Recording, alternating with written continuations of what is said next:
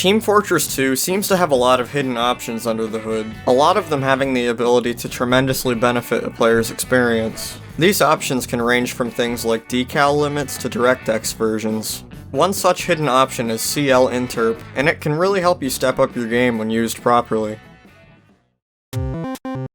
Before I can explain what Interp does, I need to explain the difference between hitscan and projectile weapons. Hitscan weapons fire bullets and land shots almost instantaneously, like the scattergun and the shotgun. Melee weapons are also considered hitscan, but they have a very short range. This also explains why some melee hits don't connect when it seems like they should. Alternatively, projectile-based weapons wait a certain period before firing a projectile, which also takes time before it lands. A few examples of projectile weapons include the rocket launcher and the huntsman. Now, what is CL Interp, and what does it have to do with these weapons? CL Interp and CL Interp ratio controls the time it takes before your actions are registered, such as movement and shots. Interp by itself doesn't control this time. The commands rate and CL/CMD rate are also large factors, but I'll get more into those later. Anyway, the game's default values roughly translate to 100 milliseconds of delay. CL Interp controls the delay in seconds, and CL Interp ratio does something similar, but again, I'll get back to that later. Playing around with CL Interp while connected to a server or playing on a local server shows that lower numbers do reduce the time it takes for projectiles to appear. But how low can you take it?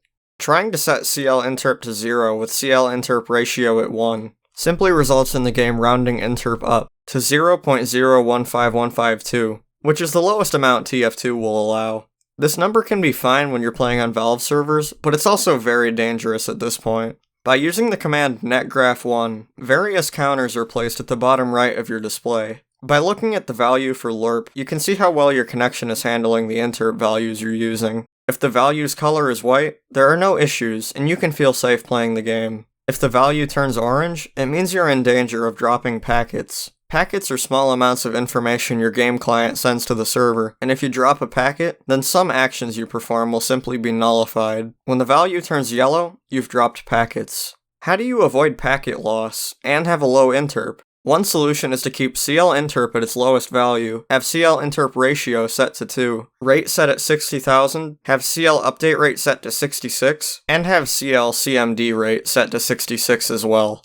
CL update rate controls how many packets per second are received and sent to the server. Valve's TF2 servers operate at 66 ticks per second, so this means you're receiving all of the data the server has to offer. Now, what is CL Interp ratio? CL Interp ratio is an alternate method of interp, and the resulting interp value is represented by the equation CL Interp ratio over CL update rate. It's generally a more stable way to play. This solution does come at a cost, however. For some inexplicable reason, most community servers I've been on restrict CL Interp ratio to 1, meaning that your interp is left at the lowest value, and you easily begin to drop packets. For this reason alone, I recommend setting CL Interp to 0.0325, CL Interp ratio to 1, CL update rate to 66, and CL CMD rate to 66. However, if you don't plan on playing anything outside of casual, competitive, or man-up mode, I'd recommend the previous method.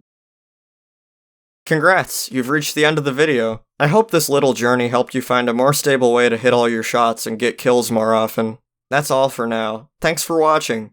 If you enjoyed the video, consider leaving a like, or maybe a subscription if you want to see more in the future.